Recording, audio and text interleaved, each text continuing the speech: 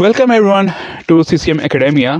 Last time हमने page number 3 का last paragraph तक हमने पढ़ा था। आज हम लास्ट पैराग्राफ जो है पेज नंबर 3 से आगे कंटिन्यू करेंगे। अपनी बुक्स ओपन कर लीजिए आप लोग और पेज और एक अदद पेन अपने पास ज़रूर रखिएगा ताकि डिफ़िकल्ट वर्ड्स के मीनिंग आप ज़रूर साथ लिखा करें। उसमें ये फ़ायदा हो जाता है कि आप जब याद करेंगे तो ये चीज़ें आपके पास सेव रहेंगी। हाँ, कोशिश ये किया करें बुक पे ना लिखा करें। बुक के ऊपर लिखने की जो हैबिट है वो अच्छी नहीं होती, मतलब वो एक अच्छा कंसीडर नहीं किया जाता है। चलें शुरू करते हैं आज का lecture. There followed in rapid succession other difficulties. जो तेजी से दूसरी मुश्किलात का सिलसिला चला आ रहा है वो क्या है? Such as withholding by India of our cash balances, कि इंडिया ने हमारे पैसों के जो वाजिबात है उसके ऊपर कब्जा कर लिया है। विद होल्डिंग कब्जा कर लिया है, रोक लिया है। ठीक है, अच्छा। Of our share of military equipment, और हमारे फौजी साजो सामान का हिस्सा भी जो है उन्होंने अपने पास रख लिया हुआ है। एंड लेटली, और इसके साथ साथ the institution of an almost complete economic blockade, कि मतलब ऑफ योर प्रोविंस, कि आपके सूबे के जो माशी मसाइल हैं, माशियात का जो सिलसिला चला आ रहा है उसको मुकम्मल तौर पर उन्होंने रोक लिया है। आई हैव नो डाउट, मुझे कोई शक नहीं, दैट के ऑल राइट थिंकिंग मैन, कि तमाम अच्छा सोचने वाले लोग इन इंडियन डोमिनियन कहते हैं गवर्नमेंट को या हुकूमत को, कि इंडिया की गवर्नमेंट में, इंडिया की हुकूमत में जो लोग बैठे हैं, जो अच्छे जहन के लोग हैं, डिप्लोर, अफसोस कर रहे हैं इस बात पर, दिस हैपनिंग, जो कुछ हो रहा है। एंड आई एम श्योर, मुझे यकीन है, the attitude of the mind, और ऐसे जहनों का जो रवैया है, that has been responsible for them, जो इस सब के जिम्मेदार हैं, विल चेंज, इनमें तब्दीली ज़रूर आएगी, कि मतलब उनको भी एहसास होगा हमारा, और वो हमारे जो वाजिबात हैं, जो ड्यू शेयर्स हैं, वो हम तक ज़रूर जो है डिलीवर करेंगे। बट इट इज़ एसेंशियल, अब लेकिन ये चीज़ ज़रूरी है, that you should take note of these developments, के आपने इसमें जो बेहतरी आ रही है, जो तरक्कियाँ हो रही हैं, जो काम हो रहे हैं, कि आपने इसका नोट रखना है, इस पर आपने ध्यान भी रखना है। अच्छा, they stress the importance of continued vigilance on our part. जाहिर सी बात है, इस बात की ज़रूरत है, इस बात पे, इसकी अहमियत पर जोर दिया जाता है कि भाई हम भी जब ध्यान देंगे तो अगला करेगा ना। अगर हमने अपना हिस्सा लेना है, अपना हिस्सा लेने के लिए जब तक हम किसी के ऊपर प्रेशर ना डालें तो वो हमारा हिस्सा नहीं देता। तो यहाँ पे वही चीज़ करना चाह रहे हैं कि हमने विजिलेंस रखनी है, हमने चौकन्ना रहना है, और उनकी तरफ जो वो कह रहे हैं, जी हाँ जी डेवलपमेंट हो रही है, साइन हो रहे हैं, आज हो रहे हैं, कल हो रहे हैं, आज दे रहे हैं आपको आपका ड्यू शेयर, कल आपको डिलीवर कर रहे हैं, तो ये तमाम पे हमने पूरा फोकस रखना है, और वहाँ की छोटी छोटी डेवलपमेंट पे भी हमने पूरा ध्यान रखना है। Your main occupation should be in fairness to yourself. Your main occupation, आपका जो असल मकसद है, असल काम कह रहे हैं, ठीक है, आपका जो असल काम है क्या है? शुड बी इन फेयरनेस, कि ऑनेस्ट रहें, ईमानदार रहें, टू योरसेल्फ, अपने आप के साथ, in fairness to your parents, अपने माँ बाप के साथ ईमानदार रहें, and indeed in fairness to the state. Indeed कहते हैं हकीकतन, वाकई में आपको ईमानदार होना है, शफाफ होना है अपनी रियासत के लिए। टू डिवोट योर अटेंशन, कि अपनी तवज्जो मरकूज कर दें, अपना ध्यान लगा दें, कहाँ पर? सोलिली, स्पेशली, खास तौर पर, टू योर स्टडीज, अपनी तालीम पर, अपनी एजुकेशन पर। इट इज़ ओनली थस, ये तभी हो सकता है, दैट के यू कैन इक्विप योरसेल्व्स, अपने आप को तैयार कर सकते हैं, for the battle of life, जिंदगी की जंग में। जाहिर सी बात है, प्रोफेशनल लाइफ एक जंग ही है जिसको आपने लड़ना ही लड़ना होता है। That lies ahead of you, जो आपके आने वाली जिंदगी में होनी है, जो आपके लिए तैयार है। जिंदगी की एक ऐसी जंग, प्रोफेशनल लाइफ, स्टडी की जंग तो इतनी कोई जंग नहीं होती, आप स्टडी करते हैं, पेपर देते हैं, रिजल्ट आ जाता है, लेकिन जिंदगी की जो प्रोफेशनल लाइफ जो है वो is a real battle. Only thus you will B an asset, तभी आप एक असासा बन जाएंगे, and a source of strength, और ताकत का जरिया बन जाएंगे, कुव्वत का जरिया बन जाएंगे, एंड ऑफ प्राइड, और फहर का, टू योर स्टेट, अपनी रियासत के। जब आप तालीम हासिल कर लेंगे तो फिर आप एक असासा बन जाएंगे और एक ताकत होगी और आप फ़ख्र होंगे कौम का कि ये हमारा कौम का लड़का ये तालीम हासिल कर चुका है और यहाँ पर अपने जो है सर्विसेज अंजाम दे रहा है। ओनली थस, सिर्फ तब he can you assist it in solving the great social economic problems. अब क्या है, only thus can you assist, फिर आप रहनुमाई कर सकते हैं in solving the great social, जो बहुत बड़े समाजी और इकोनॉमिक प्रॉब्लम्स हैं, जो माशी मसाइल हैं, कन्फ्रंट्स इट, जिसका सामना करना पड़ रहा है, एंड एनेबल इट, और इस काबिल करेंगे to reach its destined goal. Distant कहते हैं तयन करदा बनाए हुए गोल मकासद की तरफ, तभी हम पहुंच सकते हैं। Among the most progressive and strongest nation of the world, मतलब तरक्की याफ्ता और मजबूत तरीन दुनिया के कौमों में से एक बन जाएंगे हम तब। अच्छा, यहाँ पर एक बात आपको बताना चाहूँगा ग्रामेटिकली। अभी जो मैंने लाइन पढ़ी है, thus only thus can you assist, you can assist नहीं होना चाहिए था यहाँ पे, कैन यू असिस्ट है। What does it mean? Can you assist चलो अगर आ गया तो फिर क्वेश्चन मार्क आना चाहिए, क्वेश्चन मार्क भी नहीं है, तो ये ग्रामेटिकली क्या हो सकता है? आपके माइंड में है इसका कि नहीं? चलें, इसका मैं जवाब अगले लेक्चर में दूंगा, ज़रूर दूंगा। तब तक के लिए आप इसको सोच के रखें और सोचें और बताएं कि ये क्या है, ये क्यों है। मतलब कैन यू के बाद क्वेश्चन मार्क आना चाहिए सेंटेंस पूरा होने के बाद, लेकिन यहाँ पे क्वेश्चन मार्क नहीं है। और ये सेंटेंस ठीक है या गलत है? गलत तो हो नहीं सकता, कायदे आज़म का फरमान है। तो आपने मुझे ये बताना है कि आखिर कौन सा ऐसा रूल है या क्या ऐसा ग्रामेटिकल जो है इसमें टाइप आती है कि जिसकी वजह से ये हुआ है। अच्छा, next paragraph.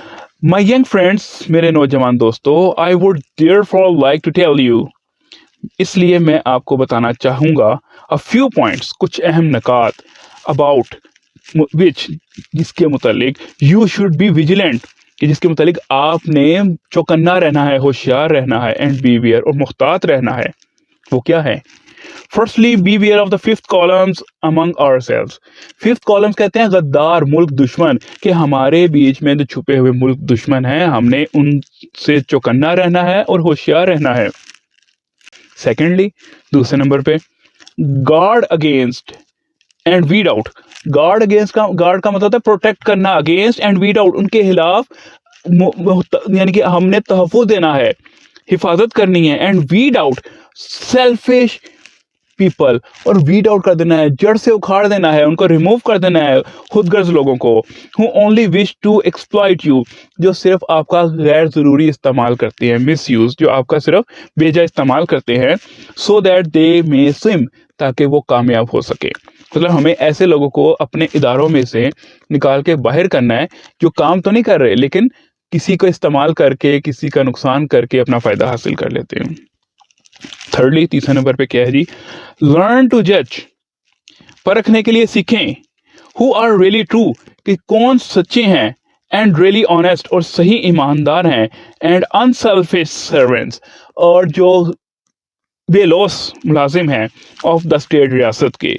Who wish to serve the people with heart and soul, जो दिलो जान से लोगों की खिदमत करते हैं, एंड सपोर्ट दैम, और उनको उनकी मदद करते हैं। पैराग्राफ नंबर 6 है जी, देयर इज़ अनदर मैटर, एक और अहम मामला है, दैट के I would like to refer to, जिसका मैं जिक्र करना चाहूँगा, आपके साथ शेयर करना चाहूँगा, या आपको इस चीज़ से आगाह करना चाहूँगा, ये कह सकते हैं। माय यंग फ्रेंड्स, मेरे नौजवान दोस्तों, हिदरटू, इस वक्त तक, you have been following the rut, आप एक ही रिवाज को फॉलो करते आ रहे हैं, उसकी पैरवी करते आ रहे हैं, एक भेड़ चाल जिसे कह लें, कि एक भेड़ चाल है, आप उसी तरह से चलते आ रहे हैं। भेड़ चाल क्या होता है? एक भेड़ चलती है, उसके पीछे पीछे बाकी भी भेड़ें चल पड़ती हैं, आगे खाई जाए उसमें फिर सारी गिर जाती हैं। यू गेट योर डिग्रीज, आप अपनी सनद हासिल करते हैं, and when you are thrown out of this university, और जब आप इस यूनिवर्सिटी से फारिग होते हैं, थ्रोन आउट का मतलब होता है वैसे फेंक देना, लेकिन यहाँ पर फारिग होगा, इन थाउजेंड्स, हज़ारों की तादाद में, ऑल, तमाम, दैट के यू थिंक, आप सोचते हैं, एंड हैंकर, और ख्वाहिश करते हैं, किस चीज़ की? फॉर, इज़ गवर्नमेंट सर्विस के लिए। मतलब ये आ गया कि आप सबकी सोच एक ही होती है और एक ही ख्वाहिश होती है, डिग्री मुकम्मल कर ली और गवर्नमेंट जॉब लेनी है, बस गवर्नमेंट जॉब लेनी है, किसी भी तरह से जो है ना गवर्नमेंट जॉब लेनी है। गवर्नमेंट जॉब में पता नहीं ऐसा क्या है, ठीक है वो एक अलग बात है कि कोई रूल्स कोई रेगुलेशंस वगैरह वो नहीं होते, आप जिस वक्त मर्ज़ी जाओ जिस वक्त मर्ज़ी आओ, सरकारी खाता ही होता है, ठीक है। अच्छा ये तो चले एक अलग बहस है, इस पर मैं ज़्यादा डिस्कस नहीं करना चाहता। नेक्स्ट है जी, as your vice chancellor has rightly stated, जैसा कि आपके वाइस चांसलर ने राइटली स्टेटेड ठीक ही फरमाया, क्या, the main object of the old system of education, मतलब पुराने तालीमी निज़ाम का जो ख़ास मकसद था वो क्या था, and the system of government existing, कि इस गवर्नमेंट का जो सिस्टम मौजूदा सिस्टम वो भी वही है हिथरटू आज तक, क्या, was really to have well trained well equipped clerk, मतलब एक यही ख्वाहिश है ना, सही से बात है, कोई भी इदारा हो वो यही चाहेगा ना, वेल ट्रेंड, ठीक है, तरबियत याफ्ता एंड वेल इक्विप्ड हुनरमंद क्लर्क की ज़रूरत है। लेट्स से कि अगर मुझे कंप्यूटर की फील्ड की कोई नो हाउ नहीं है और मैं किसी आईटी सॉफ्टवेयर हाउस में चला जाऊं और वहां जाके कहूँगी मुझे जॉब दे दें, तो कैसा लगेगा, ठीक है ना, वो तो भी डिपेंड करता है कि आपकी इंसल्ट कहाँ किस लेवल तक होती है, ठीक है। तो वो ये चीज़ बताई जा रही है कि मतलब जाहिर सी बात है पाकिस्तान इनिशियल कंडीशन में था, हर किसी को वो पोस्ट नहीं दे सकता था जो जो डिज़र्व करता है, एक हाईली क्वालिफाइड, एक ये कह लें कि well trained and well equipped जो है ना, उस वक्त उसकी ज़रूरत है। और वहाँ पर एक आम बंदे को बैठा दिया जाए तो फिर मुल्क को तरक्की की राह पर लेके चलना बहुत मुश्किल हो जाना था। ऑफ कोर्स ज़ाहिर है या यकीनन सम ऑफ देम वेंट हायर, उनमें से कुछ बहुत ज़्यादा ऊंचे मुकाम तक चले गए एंड फाउंड देयर लेवल, और अपना मुकाम बना लिया।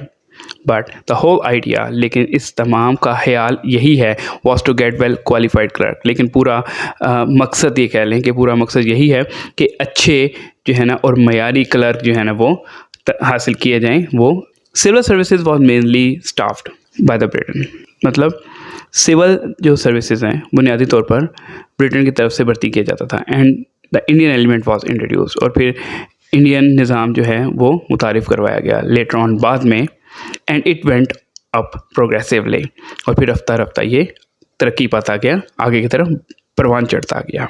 वेल दरअसल द होल प्रिंसिपल, इस तमाम का जो असूल है, ये मकसद है, was to create a mentality, एक जहनीत बनानी चाहिए, बनाने के लिए क्या, अ साइकोलॉजी, एक सोच, एंड स्टेट ऑफ माइंड, और जहन की का जो एक म्यार है, दैट एन एवरेज मैन, कि एक आम आदमी जो है when he pass his BA, कि जब वो अपना बीए और एमए पास करता है, was to look for some job in government, मतलब गवर्नमेंट की जॉब हासिल करने के लिए जो है वो तगोदो लग जाता है, उसकी कोशिश करता है कि मैं गवर्नमेंट जॉब में ही वे ऑफ इनकम तलाश करूँ। इफ़ ही हैड इट, अगर वो इसे पा लेता, ही थॉट, वो सोचता, he had reach his height, कि वो अपने मकसद में कामयाब हो चुका है, अपना मकाम हासिल कर चुका है।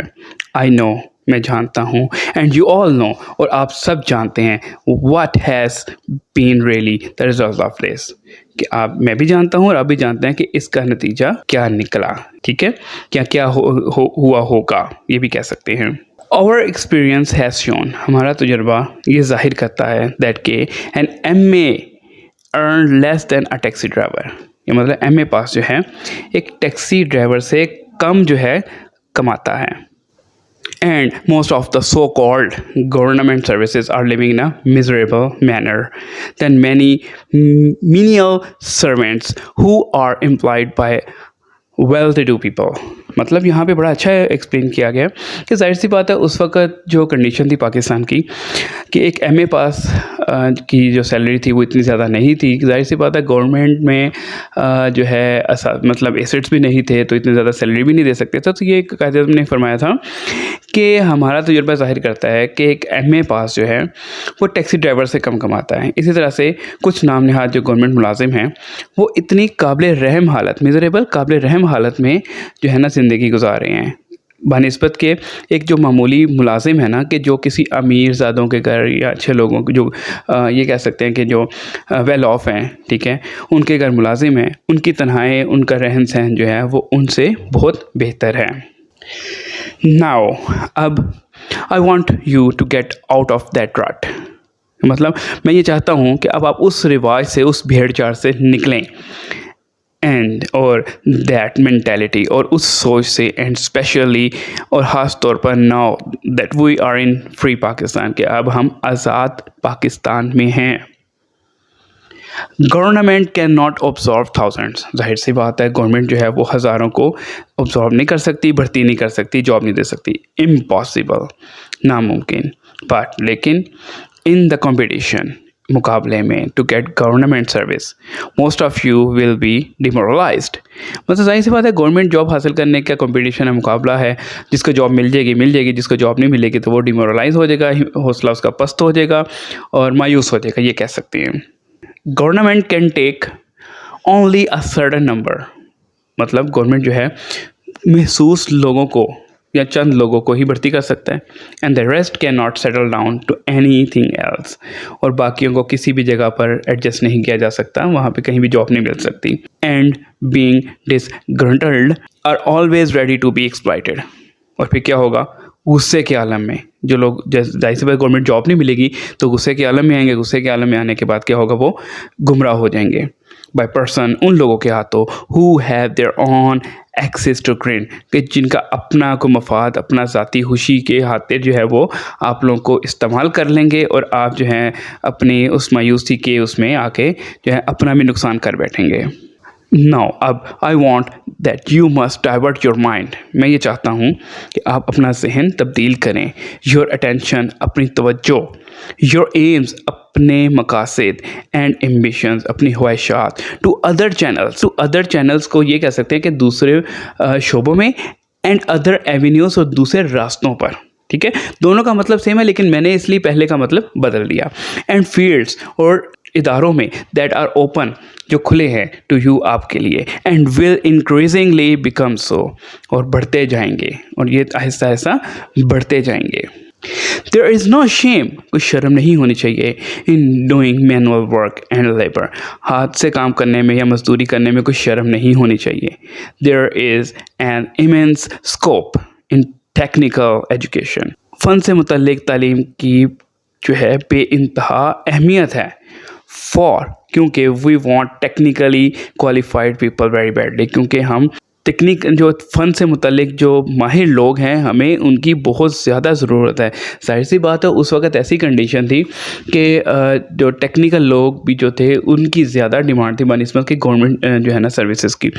तो उस वक़्त भी कायदे ने कहा था कि अपनी अटेंशन को डाइवर्ट करो और उस तरफ ध्यान दो, क्योंकि वहाँ पर जो लोग जो अब काम कर जाएंगे वो फ़ायदा हासिल कर लेंगे। और ऐसा ही हुआ था 1947 से लेकर 1960 तक टेक्निकल एजुकेशन वालों को बहुत ज़्यादा जो है बेनिफिट्स मिले थे। उनको इवन गवर्नमेंट जॉब भी मिल जाती थी, और वो इंजीनियरिंग फील्ड में बगैर इंजीनियरिंग किए उनको जो है वो आसानी से अपना जो है ना लेवल बना सकते थे। You can learn banking commerce, आप लोग बैंकिंग, तिजारत, trade, law etcetera, which provides you many opportunities, जो आपको मुहैया करती हैं, जो आपको मुहैया करती है सो मैनी अपॉर्चुनिटीज़, मुस्लिम मौके। अब यहाँ पर देखें, you can learn banking, commerce, trade, law. अब देखें यहाँ पर ये प्लूरल जो है नाउन है, इसके साथ प्रोवाइड्स का जिक्र आ गया। इट मीन्स कि ये ग्रामेटिकल मिस्टेक है बुक पे, तो इसको भी जो है ना ठीक किया जाएगा। इसको प्रोवाइड, क्योंकि मैंने एज इट इज़ लिखा है, जो बुक में है वो मैंने एज इट इज़ लिखा है, लेकिन इसकी जो करेक्शन है वो प्रोवाइड है, इसलिए मैंने इसको हाईलाइट भी किया हुआ है। ऑलरेडी यू फाइंड, पहले ही आपको मालूम है दैट के new industries are being started, नई सनत जो है वो तैयार की जा रही हैं। न्यू बैंक्स, नए बैंक, न्यू इंश्योरेंस कंपनीज़, जो बीमा पॉलिसी की जो कंपनीज़ हैं, न्यू कमर्शियल फर्म्स, ने जो तजारती इदारे हैं, आर ओपनिंग जो है वो वजूद में आ रहे हैं। And they will grow as you go on, तो जैसे ही आप इनका हिस्सा बनेंगे तो ये तरक्की पाते जाएंगे और आगे से आगे बढ़ते जाएंगे। नाउ दीज आर एवेन्यूज़, अब ये वो रास्ते हैं एंड फील्ड्स और शोबे हैं, ओपन टू यू, आपके लिए खुले हैं। Think of them and divert your attention, इनके बारे में सोचें और अपनी तवज्जो को मोड़ दें टू देम, उनकी तरफ। एंड बिलीव मी, और मुझ पे यकीन रखें, you will there benefit yourself more than by merely going in for government services. मतलब वो ये बता रहे हैं कि वहाँ पे आप ज़्यादा फ़ायदा हासिल करेंगे बनिस्बत के अगर आप गवर्नमेंट मुलाजिम बनते हैं उसकी निस्बत आपको वहाँ पे ज़्यादा फ़ायदा होगा। एंड रिमेनिंग देयर, और वहाँ पे रहते हुए, in what I should say, मैं क्या जो आपसे कहना चाहता हूँ, a circle of clerkship working there from morning till evening in most dingy and uncomfortable conditions.